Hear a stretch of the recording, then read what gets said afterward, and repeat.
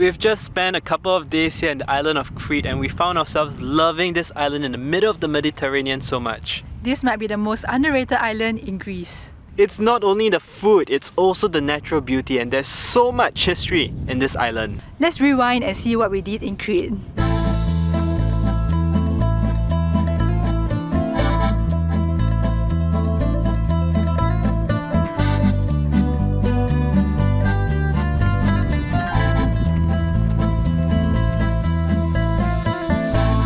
Today we are going to visit an olive farm. This is one of the Airbnb experiences that we booked. Right now we are just outside the town of Skalani and we are going to head to Crete olive farm. Olives are deeply woven into Cretan culture and cuisine, and for thousands of years, Crete has been a significant producer of olive oil. And as part of our first experience on this island, we decided to join this olive farm tour to get a taste of that tradition, straight from the source. It says olives matter. Back then, it was not easy for the farmers to reach the top of the olive tree in order to harvest it. So what they were doing, because it was not also efficient for them to carry a ladder, what they thought to do was to shade the olive tree as a ladder. Since it was harvesting season, we are lucky enough to witness freshly harvested olives that are being turned into oil. The leaves were removed by hand and then the olives were washed, grounded, and then bottled. At the end of the tour, the hosts served us fresh farm food, and of course, there is their local olive oil on the side. This is wild oregano. We collect it from the mountain and then we let it dry under the sun. So in that way we can use it all year long basically. We just finished our olive tour experience and it was so amazing. It was our first time in an olive garden or an olive grove, and I never knew that olives are so small and cute. Mary was bringing us around and explaining to us everything about olives. She brought us to the groves, she brought us to the milling area, and we saw the whole process of how olive oil was made. Let me tell you some fun facts about olive that Mary shared with us. Number one, there is a difference between extra virgin olive oil and extra virgin olive oil that is cold pressed. Number two, some of the olive trees here are up to 300 years old. Number three, each tree can produce about 15 liters of olive oil per season. Number 4, olive harvesting is between November to January, so it's a very short window in a year. Number 5, most of the olives here are of the Koroneki species. Number 6, olive oils that we see in the supermarket might not necessarily always be extra virgin, even though it is labelled extra virgin olive oil. In Greece and rest of Europe, extra virgin olive oil usually comes from only olive oil, but in other parts of the world, extra virgin olive oil might refer to like a blend of olive oil and maybe like some other oil, which is like mind-blowing to us. Yeah, like could you imagine like putting canola oil and olive oil and still be labelled as extra virgin too? Like, I didn't know about that until today.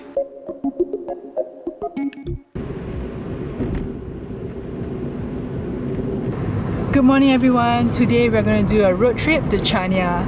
This morning we woke up super early and we did a 2.5 hours drive to Chania, and now we are about to reach our first destination. Driving in Crete could be quite crazy. People here drive very quickly on the roads and they really don't give a about like their speed limit. In 500 meters, turn left.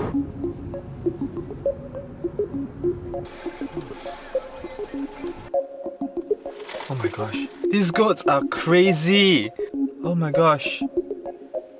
These goats are knocking against our car with their horns. What the hell is happening? Blasphemous! So we decided to shift the car a little to the side of this area where the goats are grazing, but they are honestly everywhere, so I don't think there's anywhere we can hide away from the goats. I'm going out. Let's see whether the goats will attack me.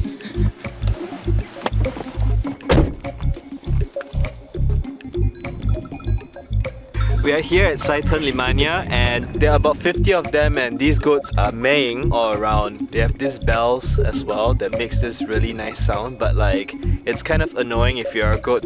Let's go to the beach, shall we? Bye-bye.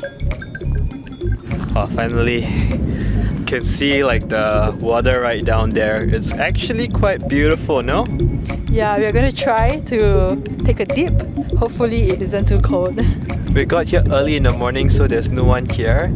So that's the best part because we get the entire beach to ourselves.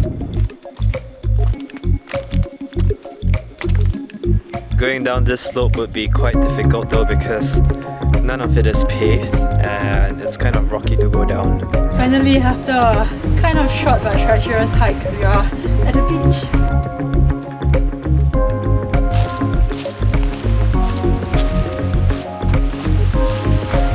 Now we're gonna jump in. Woo! It's cold!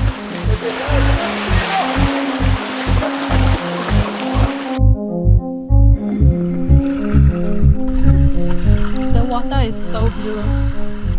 The air is so crisp. And just look at what's in front. It's so amazing.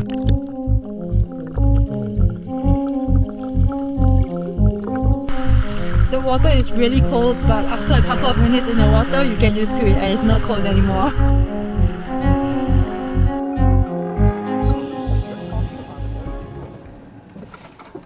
So right now we're going to go to the city of Chania. Chania, also known as Chania, is the second largest city on this island of Crete, and this city is a very popular tourist destination. There are a lot of old townhouses there, and many of these townhouses have been converted into boutique hotels and restaurants. Can't wait to check it out. We just arrived here a little bit early and some of the shops are not open yet, but our first objective is to get to the lighthouse over there, which looks very grand from here.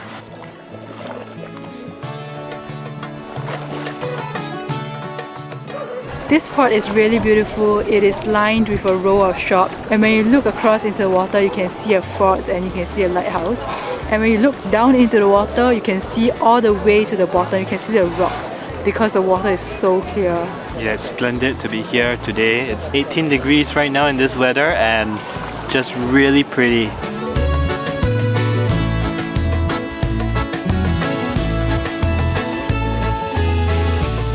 Our objective is to actually get to the lighthouse, but looking at the walk, there's nothing much there. So we're going to go to this fort instead and see what's beyond this rock wall.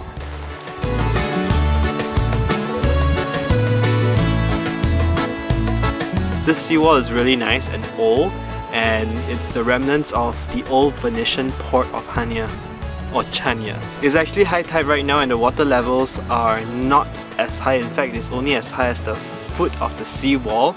So imagine high tide and the water is all the way up here and it's still so shallow. I bet low tide we could walk all the way out there. We spent an hour soaking in Chania.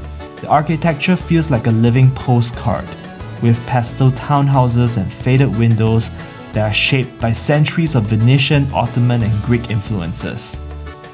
With one last glance at the sunlit alleys, we are back on the road, leaving behind the city and heading towards the trailhead for a breath of mountain air. For this day trip, we really wanted to do a short little hike, and we found this gorge that is pretty short in terms of its hiking distance. It's called Mili Gorge, and it looks pretty stunning from above. So let's go and check it out.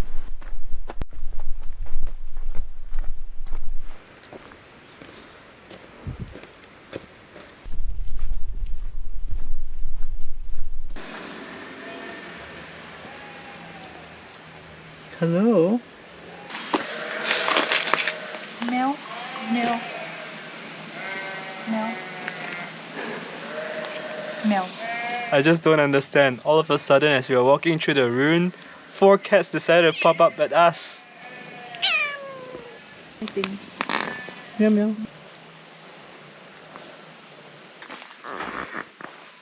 They are the locals here. I think the cats know the way to our hearts. It's really interesting. There's like 5 cats all of a sudden, no more 4. And there's actually 2 more. And this is kind of very similar to Asian culture because like they have this lions here as the protectorates of the household. It's not just one, it's 2 of them. No food for you, but you can join us on a hike.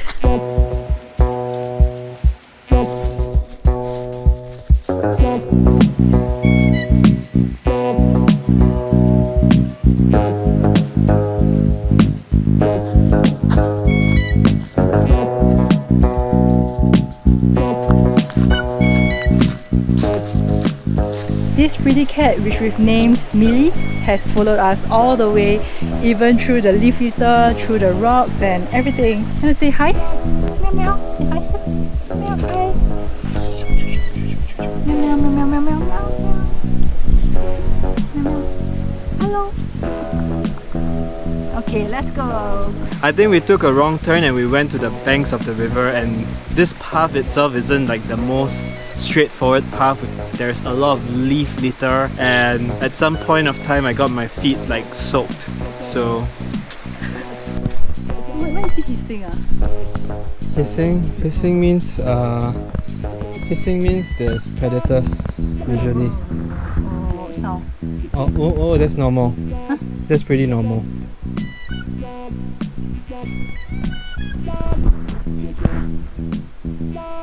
Oh, more of them coming. They're all back.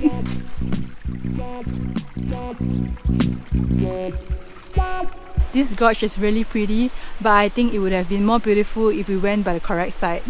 But nevertheless, it is still very peaceful and I think it's worth the hike.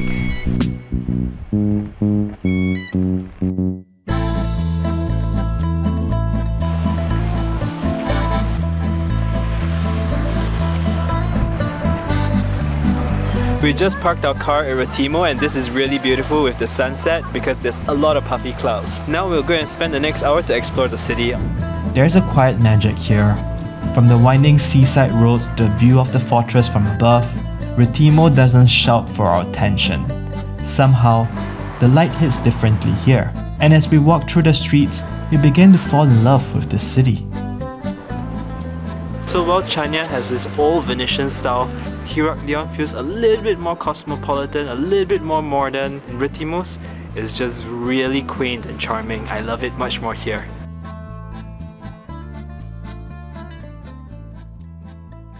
Rethymno's has so much history. Right over there, there is this what used to be a church, and when the Ottomans ruled the place here, they turned this church into a mosque. They built a minaret as well as the three domes right behind me. It's really interesting to see how history actually unfolds itself through the times in this island of Crete.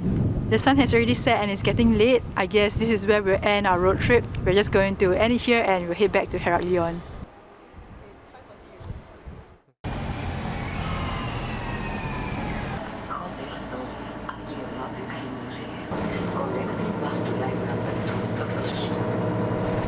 Hey guys, we are here at Knossos Palace, and this is the site of one of the oldest civilizations in the world. The civilization that existed here was called the Minoan civilization. We read that this civilization existed before the Bronze Age, so it is super old. We're going to go in and see how their palace was like. The Minoan civilization is the oldest we have come across in our travels so far, and the Knossos Palace, its major center, it's considered one of the oldest cities in Europe. Because it was so hard to imagine what it looked like in the past, there is this wooden scale model at the Heraklion Archaeological Museum that really helped us visualize what it looked like in the past. From what I read on the internet, this dude Sir Arthur Evans was responsible for the reconstruction of this place, albeit it is a little bit controversial. Instead of leaving this place as ruins, he kind of reconstructed based on what he understood about Minoan culture back then. And it's kind of interesting because a lot of this palace right now is really up to his interpretation. The vases behind are so large. Apparently they are used to hold a lot of like their grains, their olive oils, and a lot of different kinds of storage as well. And it's kind of like impressive how big these vases are. So we are here at the top of the palace, and this palace apparently houses the king of Minos, as well as the labyrinth of a minotaur, which is like a half bull, half human kind of figure. We just spent over an hour walking around the palace. This palace is not a huge space, but there is so much to see. We were using the audio guide and it was pretty interesting because it allowed us to be more immersed in the space. There are so many rooms around, and although like what Aaron said, the archaeologist actually rebuilt quite some parts, I'm just so amazed by how he knew or he guessed what each space was used for. Some of the spaces were spaces of worship, some spaces were like for pottery making, and then he also thought that some spaces were like schools to teach like the scribes, and it's just unimaginable to me like how this place is over 3,000, 4,000 years old.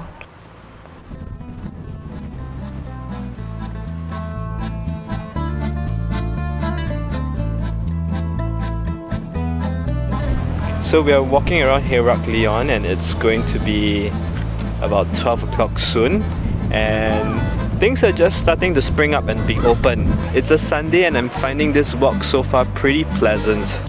Heraklion is the largest city in Crete, and it's already surprised us with its charm. Now, we're hoping that lunch will do the same. Everything smells good. I do not know what we're going to get for lunch. As lunchtime rolls around, we're on the lookout for some of the best food in town, and this place keeps popping up on all the recommendation lists. So now we are a little bit hungry and we're going to this farm-to-table restaurant called Pescasi, and look at this really beautiful garden. The food actually came quite fast and now it's on our tables and I'm dying to eat really quickly. Tiny cup of soup, complimentary soup. Yeah, they say that the soup is cooked with pork bone, so like I think it must be really good. So we ordered the manarolia with leeks as well as the kyoka kavos, and they're so delicious. Everything is so fresh. I think there is something about farm-to-table food that makes the food so flavorful.